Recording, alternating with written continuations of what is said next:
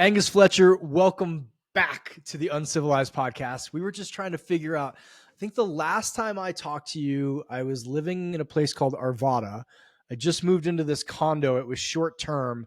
And this is the beauty of like renting something before seeing it.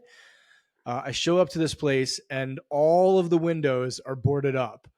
Like, so there's literally, I've come from Costa Rica. There's no sunlight. And I messaged the guy and he's like, yeah, it's going to be like that for like the next 9 months. I probably should have told you.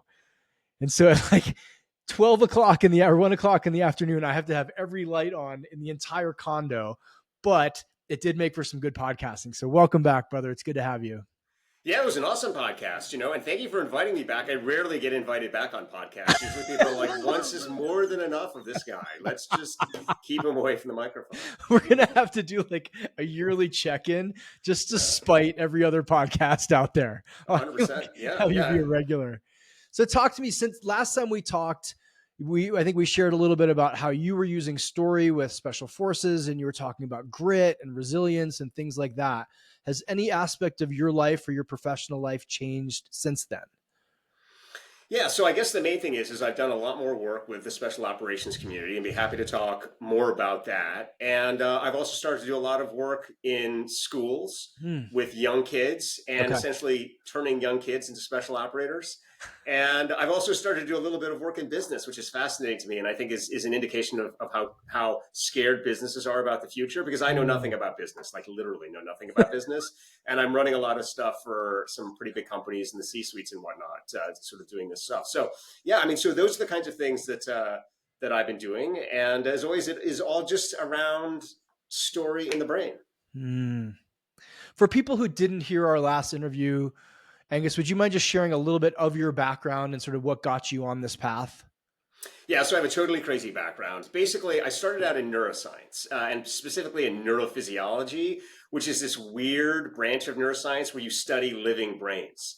And you might say, how do you study living brains? And the answer is you torture animals. It's basically all various forms of vivisection. So, you have these poor animals that are alive and you're kind of doing all sorts of things to their brain. It actually turned me into a vegetarian.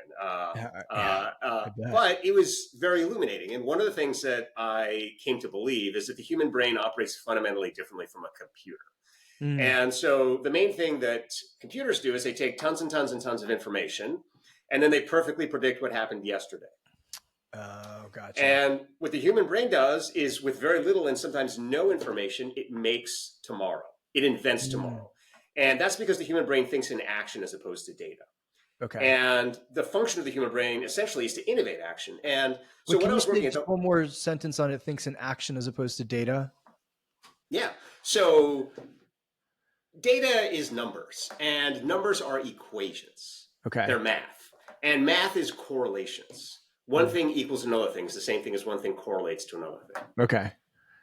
An action is a causation. It's two things that don't happen at the same time. It's one thing that leads to another. It's what causes change. It's what causes motion.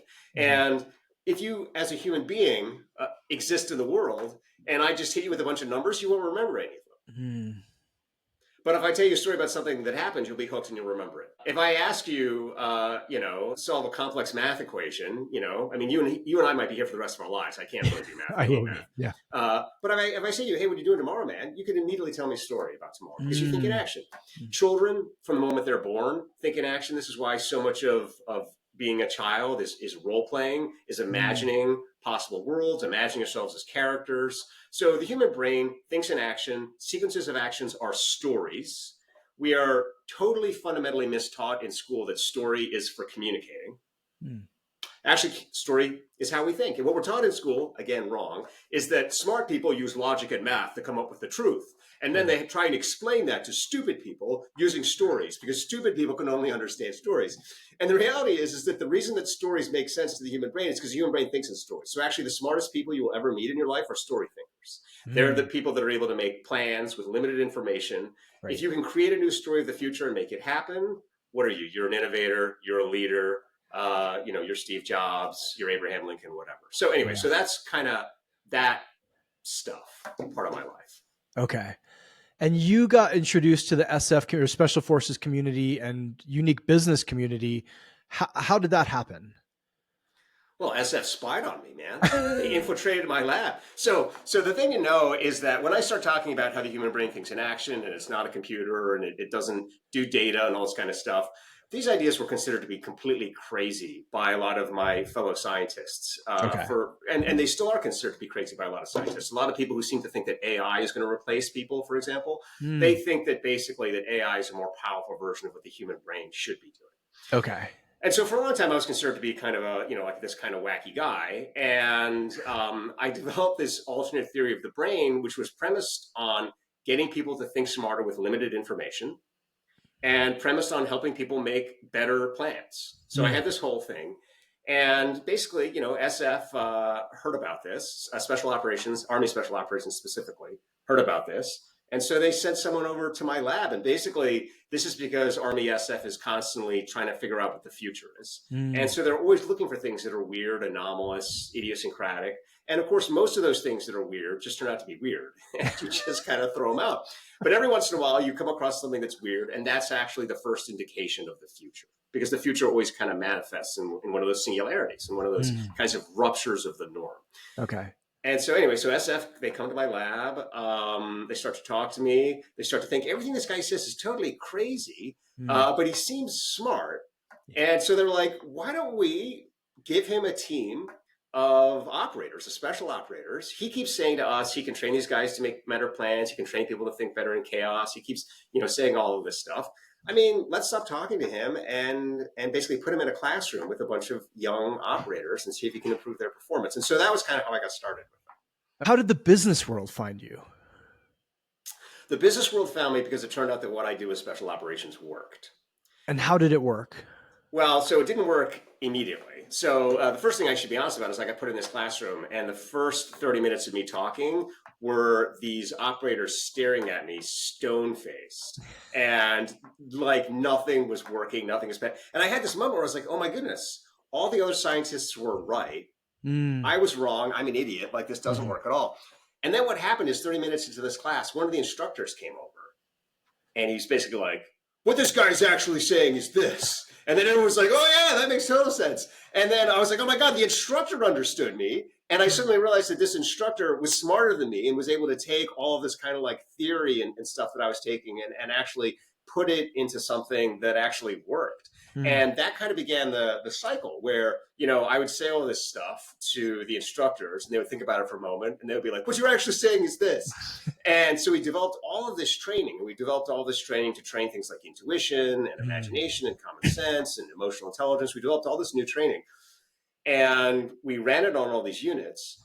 And what I said to the Army when I got involved with them is I said, look, if this stuff actually works, my one thing with you is I don't want to get paid for any of this, but I want permission to be able to put it in schools because I think that we have a crisis with kids, and if we can actually figure out a way to help people act smarter when they don't have a lot of information, I think that's what kids need because school is messing them up. And so the Army said, okay, fine. So once we got it to work, I published a bunch of articles, there's books, Cambridge University Press and places like that where you can read all this research. Nobody will because it's like me talking to the instructor. Nobody understands it. You need the instructor to translate it. But anyway, the business community heard about it. They're like, let's get this guy in here to train us to think like Delta Force. And so that was kind of the beginning of that.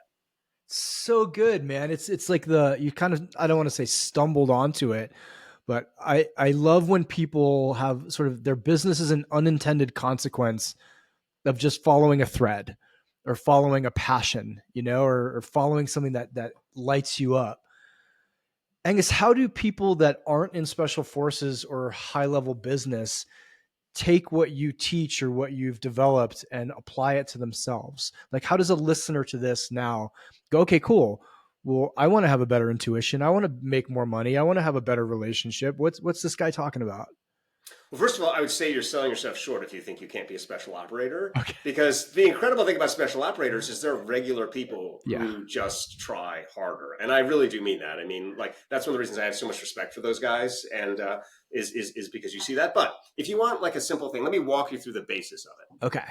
So most people today are suffering from a lot of anxiety and a lot of anger. Those are the two things we see in the general population. Tons and tons and tons of this. We also see tons and tons and tons of this in schools. These are the two main problems confronting kids. So you say to yourself, okay, why are you experiencing anger and anxiety? Well, the answer in terms of your brain is you're having a threat response. Mm. You're having a fight or flight response. I mean, that's literally the fight is the anger and the Mhm. flight is the anxiety. So your brain is being triggered to have a threat response. Yep. And so then you say, okay, well, how is it that we're taught nowadays to deal with having a threat response? And the almost universal answer is, well, you got to remove the threat. You got to remove the threat because, that's what's causing the threat response, so get rid of it. And so we create these safe spaces where there aren't any threats. Or, we say to people, you got to meditate, man. You got to dissociate, put yourself in a kind of Zen condition where nothing's bothering you, get rid of the threat. And that is not what your brain evolved to do. What your brain evolved to do is eat threats and turn them into plans. Okay. And so what you need to understand is how you take that threat and make it a source of strength and a source of wisdom. So what we did when we started working with operators is operators almost never have threat responses, even though they're constantly surrounded by death and mayhem. You can literally go up to an operator, take out a hand grenade, pull out the pin, and just put it in front of them. No threat response. Why? Because they have a plan. They have a plan, and they're able to come up with incredibly fast plans. And that's the power of the human brain. And so what you have to do is you have to start activating your brain's ability to plan. Once you have that, the moment you see a threat, which is to say the moment you feel angry or anxious, you say to yourself, oh, I need to come up with a better plan for this situation. And if I'm getting angry at my partner, or my spouse, and my wife, I need to realize that I've got to figure out a better way to explain myself to her, right? Come up with a different plan to communicate, If I'm feeling like stressed out about this thing at work, I've got to figure out how I can just kill it on this other task so that I become invaluable. And once you start realizing you have that ability to make plans, you never get anxious or angry in a sustained way again. You are instead able to take them as signals that, this is my time to operate. So then, Angus, are you teaching people how to rapidly make plans? Is that sort of at the crux of your work? Yeah, so that's all that we do. So basically, the first thing is we teach them how to make plans, and that's using your intuition and your imagination, and we kind of talk about how to do that. Then we teach them to identify what plans are appropriate for them. Those are your emotions, because, as a human being, you can come up with a lot of possible things you could do with your life, but which ones are right for you? And to do that, you have to kind of get in touch with what feels right for you. And so we talk about how to understand the emotions that your brain is sending to you and kind of get off the neo-stoicism.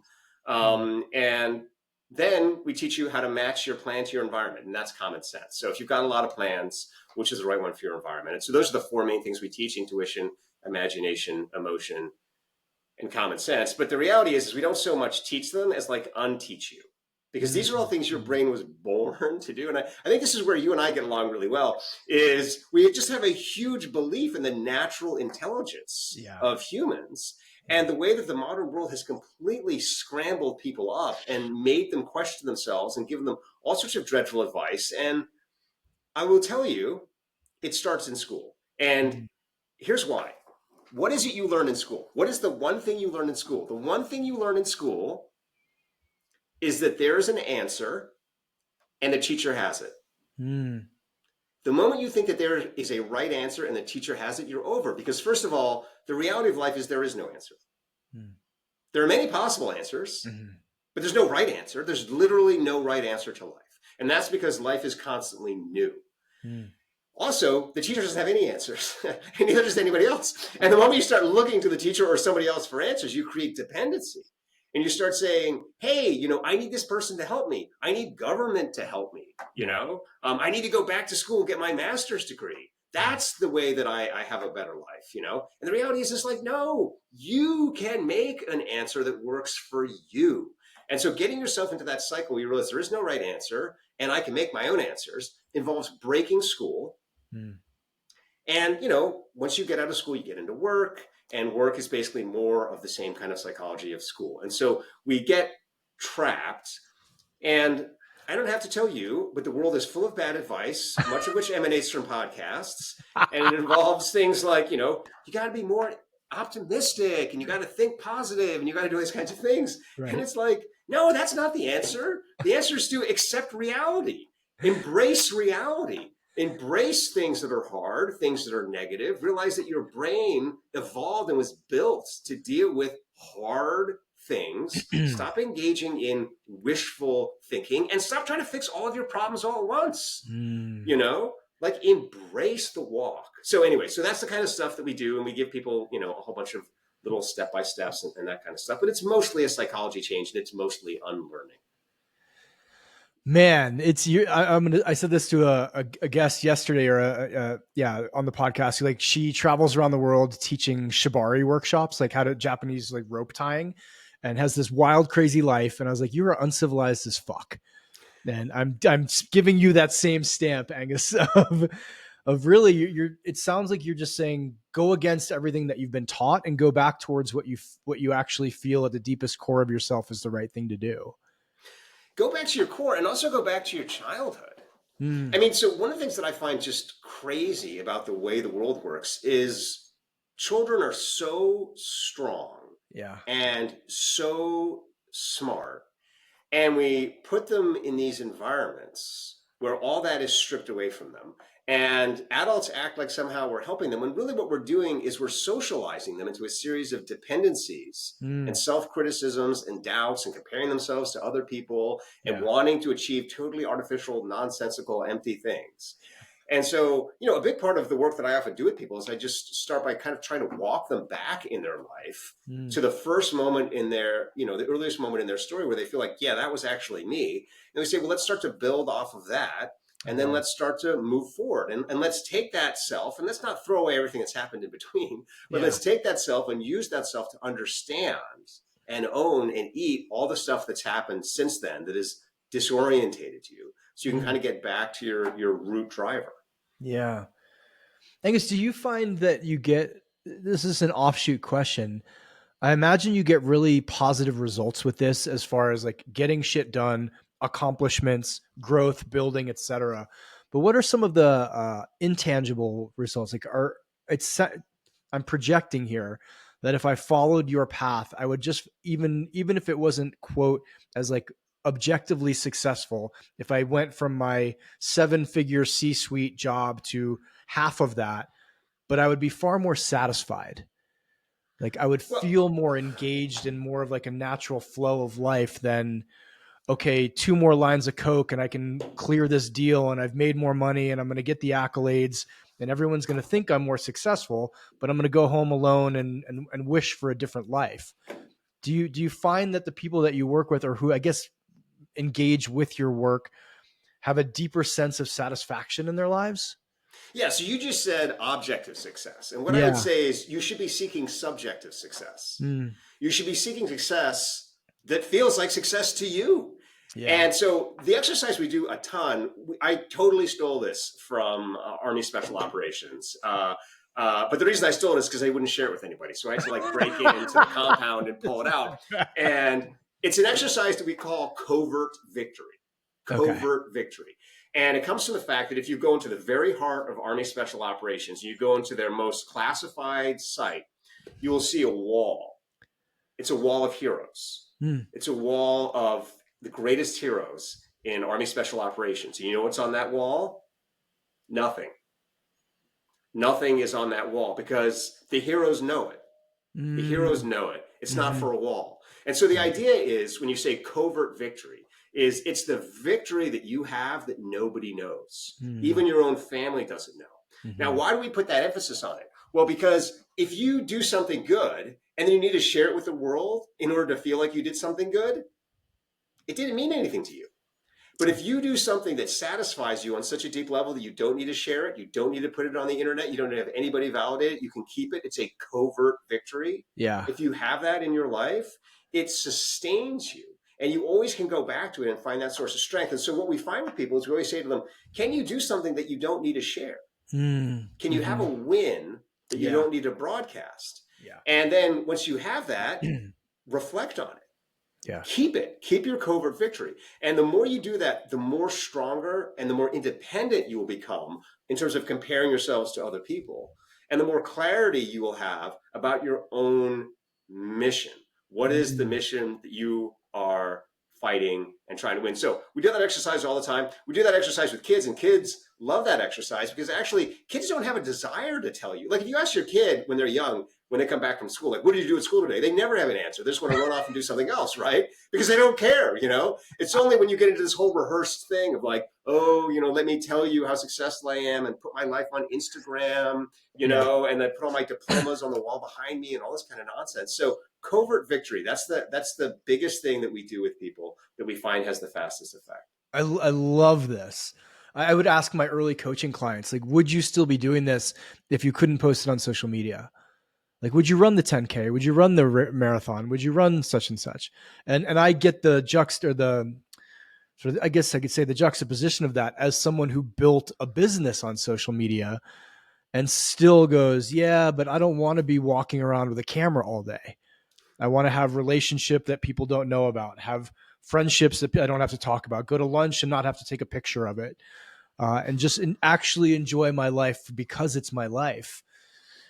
Angus, before we hopped on, you and I talked very, very quickly. I said, one of the things I've noted is a fear of the future because of AI, because of the rapid change, because of what feels like a real shift in perhaps the societal contract that ever since COVID, all that we thought was going to be stable and true and unchanging seems to be on the teetering edge of potential change. And you kind of laughed at that. Would you mind expanding a bit on like what you see people reacting to, or what you see as perhaps a red herring about the fear of the future? Well, I think we have to acknowledge that people are scared of the future because people have been conditioned into an artificial sense of stability. And in fact, all we keep demanding from governments and our economists over the past 20 years has been to somehow keep everything stable. And we've created this fragile state of stability in which we've come to expect that I'll always be able to get bananas in the middle of the winter at a certain price at the supermarket. And some are like, that's normal, man. And so what's happened is we have become addicted to this completely false sense of stability, which actually not only is it not in our ability to control, but we're starting to see it's not in anybody's ability to control. And that's because life is wild. Right. So I think we have to be honest and say, yeah, of course everyone's getting freaked out because we're basically like a group of house cats. And then all of a sudden the house is on fire. And we're like, oh my God, like, what do I do? When's my owner coming home to save me? And it's like, your owner's not coming home, man. Your owner's like out with the fire truck. They're going off and the ER. You got to get out of this house yourself, man, and return to the wild. So anyway, so the first thing is I do think it is scary. And I think we need to acknowledge, again, you're having a threat response. But then the thing is, okay, what's your plan? What is your plan? And what I will guarantee you is that there has never been a better time to be a human being than right now, because these are the moments, these moments of radical uncertainty and instability is where your brain evolved to kill. This is what your brain evolved to do. This is the entire purpose of your brain. We evolved in highly fragile, changing environments, what the Army likes to call VUCA, volatility, uncertainty, complexity, ambiguity. We evolved in those environments. That's what your brain has been waiting to do your entire life. And you have to embrace the opportunity to access those parts of your brain. And you will just see that you will feel more alive.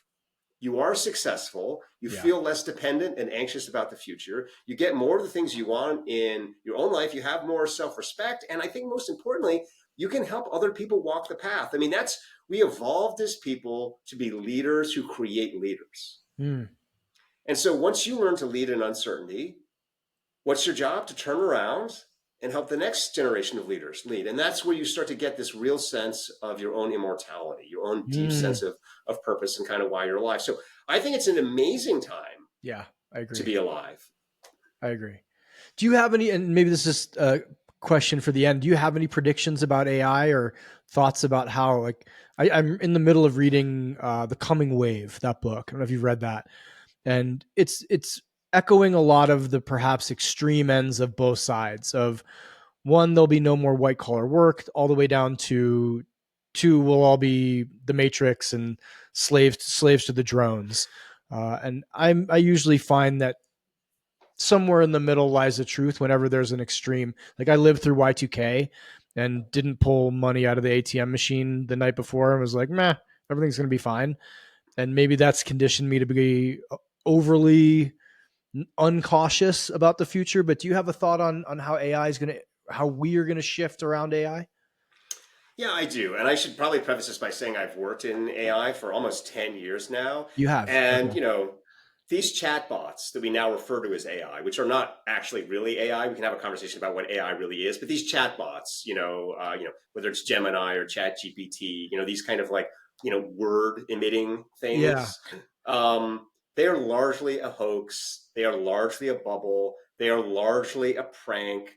There's no way to solve the endemic problems with hallucination and then just kind of making stuff up. All they can really do is trawl the web for words and Okay. then assemble them into patterns that satisfy whatever user is there. So the first thing is those things are largely a hoax. Their main power is to make you feel smarter as you're getting Mm. dumber. And there's Yeah. plenty of research to show that the more you use these things, the dumber you get. And therefore, the dumber you get, the more you think that they're even more intelligent because your brain is like collapsing. Oh my goodness, it's amazing. And there's a small but tragic segment of the population that spends an enormous amount of time talking with these chatbots and Yeah. feels that essentially like they're like the path to God. And if everyone doesn't get on, we're all going to be left behind and all this kind of stuff. I just want to tell you that that's complete nonsense. Now, Okay. there is real AI. Real AI Mm. is a standard technology. It's machine learning technologies. There's a lot of this stuff out there that is very good for very specific uses. If you're building a warehouse, for example, you're doing Mm. other kinds of search and retrieval functions. Kind of like boring maintenance, digital architecture stuff. And there's always going to be a smart group of people, just like there's always a group of construction people out there that can like build stuff. There's always going to be a number of data scientists out there that can develop AI for certain functions. Those Mm. functions are not going to replace 99% of human intelligence. What do I mean by human intelligence? I mean the ability to solve new problems. I mean the ability to innovate. I mean the ability to communicate. All the things that are really necessary to survive in a changing landscape. AI isn't going to do anything. And really, the reason we're having this AI bubble is because, like we talked about earlier, people have become so helpless Mm. that they just feel like they need something to help them. Mm-hmm. And then this thing comes along that they're told, is brilliant. And they punch in a few things into it. And remember, the entire purpose of AI is to identify your ignorance and exploit it. Mm. So the more you're an expert and the more you ask it something about your expertise, the more you're like, this is totally bullshit. But the Mm. more you don't know something and you ask it something, the more you're like, oh, this sounds plausible, right? It's a giant BS machine. So what Right. it does immediately, the moment you start interacting with it, is it navigates you into your own ignorance and then hits you with BS. And then that makes you docile in front of it because it's basically identified your root fears and anxieties and exploiting them. So that's why it's become so prevalent. Mm. And most people, it makes many people nervous because they don't understand the underlying hardware.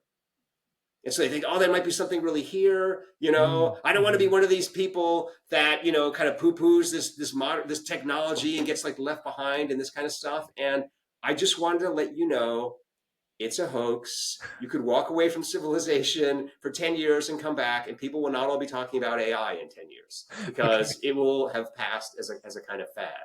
Okay. Is that why you named your new book what you did? Is Why is like, it called Primal Intelligence? yeah, it seems like it's very positioned to be the Yeah. artificial intelligence versus primal intelligence. Was there anything in there like a little jab to AI? No, you're totally right. Well, that's exactly why it's called primal intelligence as opposed to Okay. artificial intelligence. Now, I have to give credit where credit is due because I didn't come up with the title. When the Okay. publisher asked me what we should call it, I was like, I think we should call it human intelligence. Ah. And the publisher was like, that's the dumbest, most boring, like human intelligence? What does that even mean? And then I tried to explain to them what it meant for over like 45 minutes. And somewhere in that 45 minutes, I used the word primal. And they Yeah. heard that. And then at the end, they were like, we're going to call it primal intelligence. Like meeting over. So that's why it's called primal intelligence. But yes, I mean, the point is that there is something real, something natural, Mm. something that goes way back in the human brain and in our biology, something that is primal, Mm. primordial. And that's what's really smart. And when you talk to people who seem like they are wise, Mm. and I think it's important that we distinguish wisdom from sometimes what we think of as success in the modern world. I mean, Sure. wisdom is the ability, no matter what happens, to retain your sense of perspective and have an answer. Okay. And it's what gives you that deep strength and deep confidence through tragedy, but also through Mm. success. Mm-hmm. Wisdom comes from these ancient parts of the brain. And so the purpose of the book is basically to walk you through all the training we developed with the special operators to activate things like intuition and imagination and common sense, and then give you a bunch of stories about people you've heard about, whether it's Nikola Tesla or Vincent van Gogh and whatnot, walk through the specifics of how they did the things that they did and kind of help you see how you have that power in yourself. And if you want to access it, you can. And if you don't need to access it, that's fine, because it's simply a tool that's at your disposal. Angus, what was the impetus to write it?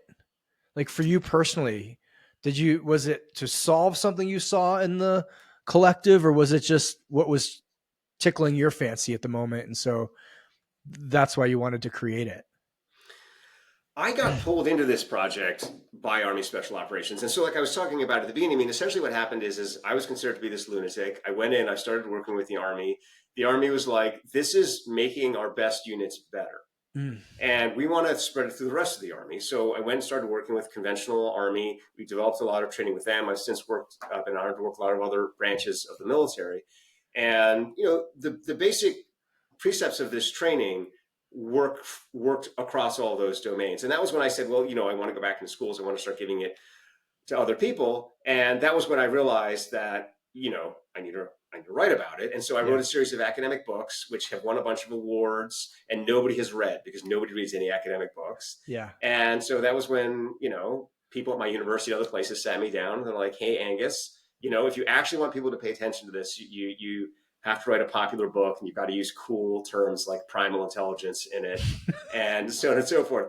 And so I sat down, and so it's been picked as a book of the summer by Penguin Random House. You know, so it'll be a big book. It's been endorsed by you know, Malcolm Gladwell and a bunch of other kind of famous people. I'm doing events with you know, James Clear of Atomic Habits. Yeah. So it'll be you know, it'll be a big book. But the main thing I don't think is the bigness of the book. The main thing that I hope people take away from the book is that they don't need the book.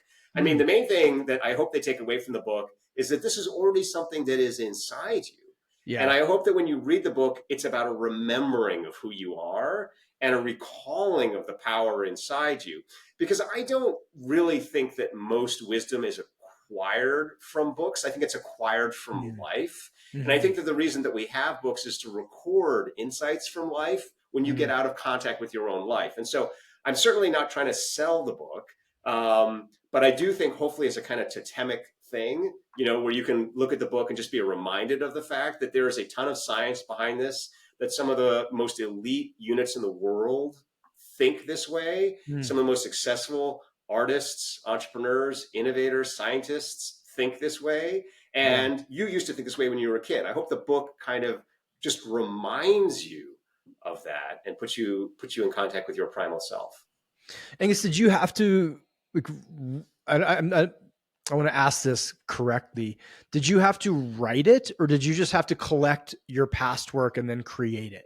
Like, was this new stuff for you and new ideas that you wanted to get out, or was it really just, hey, I've been doing this for a long time. Now it's in a package that the collective can digest? No, it was radically new. And it was radically new in a couple of ways. So first of all, I learned a ton from working with special operations. And they're very nice. They're very nice. They always say, oh, you know, Angus came in and he taught us all this stuff. And the reality is I stole like 95% of everything from my interactions with them. But, you know, what I came in with, I mean, just to kind of like break it down simply, is I came it down with a theory of imagination. And imagination is how your brain creates new plans. And I had a theory of that, but I didn't have any way of teaching it. When I started working with the Army, the first thing we did was you developed methods for actually training your imagination. So we went from a theory to proving that the theory worked to helping people make new plans. But then in addition to that, they were like, hey, Angus, like, you know, what sparks a new plan? And I was like, I mean, intuition. They're like, well, what's that? What's intuition? You know, and I was like, I have no idea. And they're like, well, we do. We know what intuition is. And so I was like, okay, great. I'll just steal that. And so I just took all of the stuff that they had done, and then I uncovered the neuroscience behind it and ran a bunch of tests on it. And so then all of a sudden, thanks to the Army, I now had intuition, which I didn't have before. And then they said to me, hey, Angus, how do you know which plan to choose for which situation? I said, I have no idea. They're like, well, we do. It's called common sense. And so then I went and studied them. And so all those things came out. So the first thing is that all this stuff in the book is totally new. It's completely unlike anything you'll read in almost any book. And in fact, many people, when they read the book, are shocked. And, you know, sometimes they're shocked because they're like, oh, wow, finally someone said this. And sometimes they're shocked because they're like, this can't possibly be right. This is too crazy. But it's all that new. It's really new stuff. The other reason the book is new is I actually had to write 4 drafts of the book for the publisher. Okay. And when I say 4 drafts, I don't mean like I wrote it and then they gave me some notes and then I rewrote some things. I mean, I wrote a book. They were like, this is incomprehensible. I deleted it. I wrote another completely different book. They were like, this is still incomprehensible. And finally, by the time I got to the 4th version, they were like, this is great. We like this. And the reason the first 3 drafts were incomprehensible, to be honest, is because I went so deep into hanging out with operators that I sort of had to work my way back out again. Even my own wife was like, "Why are you talking like this? What is going on with you?" She's like, "Where are you going?" I'm like, "I'm going to operate." She's like, "You're not going to operate. You're going to work. What are you talking about?" I was like, "No, I'm going to operate." And so I had developed both this kind of vocabulary, but also this way of thinking and this way of communicating, and a lot of stories that I put in the early drafts of the book. Yeah. The publisher was like, "Look, these stories are terrifying. Like someone's going to read this book and be like, I couldn't do this. This is nuts." Because a lot of the stories were really about these really elite teams and Yeah. what's happening in these elite situations. And maybe people are dying or, maybe there's traumatic wounds and things like that. And then we're kind of figuring out what to do. And I was involved, I was honored to be involved in what's called an AAR. So, after action review. And so, I've seen missions go wrong, camera footage and whatnot from head cams and these kinds of things. So some of the early drafts of the book did not convince people, let me put it that way, that they themselves could do this. Instead, they had the opposite effect. People were like, this is like clearly for a very small segment. Delete. Yeah. And so each of these drafts was like me working backwards and backwards and backwards to get closer and closer and closer and closer to an audience. And I think most people who read the book now find it pretty accessible. Awesome. Angus, how has not writing the book but how has the development of your system and the theories behind it changed your life personally? Like the things that you want to do, not change your life as in now I get to work with special ops or now I get to work, for the head of GE Capital, but how has your personal life changed? Well, the main thing is it's made me a much better parent. A much better parent. And I can give you a specific story about that if it's not too personal. So just a little background information on me. When I was a young person, when I was about 10 years old, my sister died. And, I saw her in her crib. And this was a very intense experience for me because I'd seen her alive the night before. She and I were very, very close. And that was the first time I'd seen someone die and kind of gone through that experience. And that affected me very deeply. In addition to affecting me deeply, I blamed my dad. I blamed my dad for this. And the reason I blame my dad for this is my dad was a doctor. He's still alive, but he's no longer a doctor. He's retired. My dad was a doctor, and my dad also had a substance issue. And so my sister had been complaining of symptoms the night before, and my dad had been like, she got to bed, and then she died in the middle of the night. And so I was like, oh my goodness, like this is failed parenting. This is, my dad is like a bad person. Yeah. And that was the narrative that I carried with me. And so what happens, fast forward, 20 years or whatever, I've got my own first child, a daughter, eerily looks like my sister Joanna, who died. And all of a sudden I'm like, it's my job as a dad to make sure that nothing bad happens to my daughter while she's asleep. Because, and so for the first year that we had my daughter in the house, I was waking up maybe like 25 times a night and getting up and going and checking on her. Yeah. And, my wife thought like I had an actual psychotic condition. And I can also tell you, if you're waking up 25 times in the middle of the night, you're not getting very much sleep. And you're starting to suffer a whole lot of other problems, in the rest of your life. And when I started working with the operators and with the Army nurses, they helped me kind of walk through that situation. They helped me kind of understand what I had learned from my sister's death. And they also helped me appreciate the strength of my daughter. And that I don't need to be getting up 25 times in the middle of the night to make sure that my daughter is fine, because my daughter is totally fine. Like my daughter is totally okay. Like she's on point, and, if she has a problem, she's going to let me know. And then I just got to listen to it at that point. And so, first of all, working with these teams, I now have incredible sleep. I mean, I have like, that kind of, I don't like to talk about how good my sleep is because I know other people struggle with sleep and then they get really irritated with me. But like, I went from the kind of person who would like lie awake for an hour trying to go to sleep, then wake up multiple times in the middle of the night thinking about things and then just be tired all day. I now get into bed. I go to sleep like immediately. I sleep for 8.5 hours. I get up, I do my crazy workout routine, which is crazy, Um, and, I love and trust my kids. Mm, And instead of feeling like it's my job to protect them, I think it's my job to challenge them and mm, to help them grow. And so we just have a really great relationship, yeah. me and my kids, because of that. Awesome, man. I appreciate you sharing that story. Is that part of what drove you to want to take this work into schools? Was Yeah. making better life for younger people? Yeah. So, I mean, the moment you have kids and you start sending them into schools, you become part of the problem yourself, and you realize you're Mm, becoming part of the problem because your kids will come home and they'll be like, I did so and so on this standardized test. mhm. And then your response as a parent is one or two things. Either you're like, whoa, that's a great score. That's Yeah, awesome, right? And then you yeah, start giving them false validation. Or you're yeah. like, whoa, that seems like a pretty low score. We've got a problem here. Is it that Mm, my kid is dumb? Does my kid need to work harder? And then immediately your entire parental center shifts into you mm, being an instrument of the school and perpetuating this nonsensical manner of assessment that they have developed. Because the thing about the schools is they've decided that they need to be fair, which I appreciate. And in order to be fair, you need to have assessments that can be totally objective, which I appreciate. But it turns out there's like 1% of things you can be totally objective about. And so mm, that's all they teach and assess in school. And as a yeah. result, we have this completely narrow sense that if you're good at that tiny 1% of things, you're a genius. And if you're bad at it, there's something wrong with you, and da da da da da da da. So I started finding myself becoming part of the problem. And then I Mm, started reading all these studies that for decades now, we know that the longer the kids go to school, the more angry they get, the more mm, anxious they get, the less resilience they have. And we associate a lot of this stuff in the modern world with technology and phone use, and that certainly can be a contributor. I don't want sure. to diminish that. But the fundamental problem is the school system itself. The fundamental problem is that instead of teaching kids how to solve their own problems, school creates fake problems with answers that the teachers know and then evaluates how well you solve the fake problem.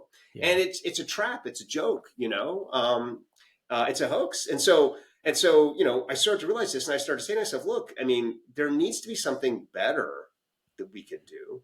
And if Mm, you wade into the school system, you know immediately, like, it's impossible to change the school system. Like, there's no way yeah. to change it. And the school system is full of like amazing, caring people. The teachers are great. The administrators are great. The system is totally dysfunctional, and they're all like Mm, trapped inside it. And they have all this parental pressure and all this state pressure and all this federal pressure and just all this stuff, and it's just never going to change. And so then you say to yourself, okay, well, what can I add?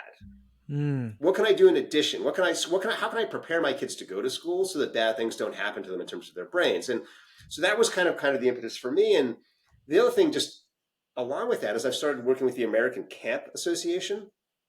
Well, Camp. I'd never American CAMP? Camp Association. No Yeah, as kidding. in campers. Yeah, yeah. And I'd never heard of them, but now I'm working with like 20,000 or whatever summer camps, and I've realized that camp is a place where you can learn all these things that they won't Mm, allow you to learn in school in terms of self sufficiency, development of your character. yeah. You don't develop character in school, but character is like the most important thing in your life, like to be a person of character, to have integrity. You Mm, know, that's now work that I'm doing with the American Camp Association, and that's been really satisfying. And that's something I would say to parents who are nervous about having their kids in school, and they're like, "Should I pull them out and should I homeschool them?" And I'm like, "Well, if you have that much free time, you yeah. can go for it, or you can find like a really good camp. Send your Mm, kids to camp, equip them, and then yeah. they can come back and they can just, when school is giving them nonsense, they can just be like, this is nonsense, and it doesn't affect them emotionally." That's so good. Yeah. I can think back to so many times, man. And I was in primary school in the 80s of just sitting in a classroom bored to tears, like literally wanting to cry, and in physical agony because I couldn't move, because I wasn't allowed to run or jump, like just actual physical agony. And I don't have kids, but if I did, I would not be putting them back in anything close to that situation, because it feels so counterintuitive. It feels unnatural. Yeah. Well, first of all, you should have kids because you'd be a good dad. Thank And you. second of all, I mean, if you don't have them of your own, just adopt them. Just go out. I mean, there's so many kids out there that need parenting. Just grab a couple off the street. They'd probably benefit from it. But Thanks. yeah, but I mean, this is the thing, is we're putting kids in these in totally unnatural positions. We're forcing them behind desks to sit still. They Yeah. don't want to sit still. Then we're like, oh, you got ADHD, Right. man. I got to medicate you, and it just totally alienates them from their own brains, as opposed to being like, of course you're active, of course you want to explore, of course you've got a busy brain, of Yeah. course you don't want to sit still, let's embrace that. And I do think one of the potentially wonderful things about camp, if you go to a good camp, is it can allow you to do all those things, but in a structured environment where you learn, where you grow, where you work as part of a team. You're a wolf in a pack, so you learn that kind of way to kind of like, hunt together. And you start to develop confidence in your ability to solve natural problems, and you're not afraid when things happen that you don't expect, because you're Yeah. like, oh, there's no lights on. I'm not going to panic about that. Instead, I'm going to realize that I have the ability to exist without light, or I have the Yeah. able to make fire, and so I can function in these ways. I work with this guy. He's brilliant. At some point, I don't know if you want to talk to him. His name is Preston Klein. He does a lot of the training for these operators, and he told me this amazing story about how the water system in Philadelphia. Basically, there's these 7 huge tanks that regulate the water pressure, and because people don't use water at night, 5 of those tanks have to be shut off every night, and then one person comes in every morning and turns them back on again. And Preston said to me, well, what do you think if something happens to that one person, or if something happens to that switch? All of a sudden, no water in the city of Philadelphia. Well, then what happens? What happens? And he said to me, that's one example of millions of those kinds of things to control our electricity, to control our water, to control our food supply.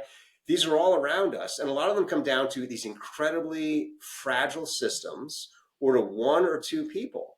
And something goes wrong, and it's going to go wrong. And then what happens? Do you just panic? Do you freak out and then just go turtle and just wait for someone to come along and fix the water supply? Or did you go to camp? And if you went to camp, right, you know how to cope with it. Yeah, man. I try to spend a couple months every year in Costa Rica. And one of the things people ask me, well, what do you love about down there? And it's unpredictable as hell. Like the power may go out, the electricity may, or the water may go out. We may lose internet. And you ask people like, well, when's it coming back on? When it comes back on. And at times it's frustrating because we've been conditioned to, I can push a button in the middle of this podcast and in 30 minutes, Amazon's going to deliver 5 things that I want right to my door. But it's also, there's like an uneasiness in my own system of knowing that I don't want to get used to pushing a button and 45 minutes later, like the actual delivery speed of Amazon now kind of freaks me out, Angus. That like by this afternoon I can get something. And I'm like, I'd rather they waited a day, and that made me feel like, yeah, it wasn't just sitting in a warehouse around the corner. And so I bring up Costa Rica because it actually relaxes me to be in a bit more of a chaotic situation, because I have to think, and real shit does happen. And if something breaks, the service guy may be 2 weeks before he shows up, and not, 15 minutes, 24/7, especially on Sundays. So yeah, I appreciate that. And I'm actually a little more worried about a world that, like, people didn't grow up using maps, or don't know what to do if their phone gets turned off, don't know how to eat if they can't order food. It definitely feels like we're stepping further and further away from just self-reliance. That's it. That's the word, self-reliance. Yeah. And so Amazon gets it to you that fast because they want to condition you into helplessness. Yeah. That's actually their recipe for creating helplessness. The faster they can deliver stuff on demand, the more helpless you become. And it's all about this shift in our psychology from process to product. So the reason you get stressed is because you're like, oh, I've got to have this product. I've got to have this end result. And of course, that's what these companies are always giving us, is they're giving us products. If you shift into a process psychology, and you're like, well, actually, what is my job today? My job today is to grow, or my job today is to become more of an assassin, or my job today is to learn something. And then all of a sudden, anytime a challenge comes up, you're like, well, this is great. Like, I'm learning, I'm growing, I'm becoming more of an assassin. I have a process life as opposed to a product life. I'm not trying to get the snapshot, I'm trying to get the self-development. Yeah, I love that. Angus, before I ask people where they can get your book and find more of you, this is sort of a question I'm stealing from someone else. And I do really like the question. And it's, if all of your prior work had disappeared and your book was no longer available and people couldn't Google you, and you had an opportunity to just leave the audience here with a single message, what would that message be? Create leaders. Create leaders. And The simplest way to do that is identify and acknowledge when someone does something smart that you would not have done. Oh, wow. Okay. So your job, I think, as a human being is to create, to use your term, self-reliance. Yeah. Self-reliance, that means you're a leader. That means you take the first step. You can take the first step in any situation. How do you take the first step in any situation? Well, you develop the confidence. Where's that confidence comes from? It comes from someone you respect telling you you did a good job there, and that's not what I would have done, which means it was you. It was you that did that. And all I see nowadays is people either being critical of other people or being like, oh yeah, you did that exactly the way that I would have done it. Good job. As opposed to, whoa, I never would have thought of that. And that's incredible. So if I had one thing to say to people, make leaders by doing that. Love it, man. Thank you. Where can people get Primal Intelligence? Where can people find more of your work? And are you on social media at all, Angus? I'm not on social media. I mean, I'm supposed to be on social media because I'm always being told that I have to be on social media. If you look me up, you can find me on LinkedIn, and I post like once every 6 years on LinkedIn. Okay, great. The book is called Primal Intelligence. It'll be out on Penguin Random House in August. You can go to operationhuman.com and find out about it there. And you can take a diagnostic there if you want, and that diagnostic will help you figure out how strong your intuition is, how strong your imagination is, how strong your emotion is, and how strong your common sense is. Awesome, man. Appreciate you coming in, brother. As always, it's a pleasure to talk to you. Have a great rest of your day, man. Anytime, man. I'll see you next year. Cheers. Yeah, definitely. Do you want to help support the podcast? I know you do. Perfect. Here's how. Please take 12 seconds, scroll down, slap us with a 5-star review, and share this episode with one person in your life. Think about this. You tip your bartender and he serves you poison.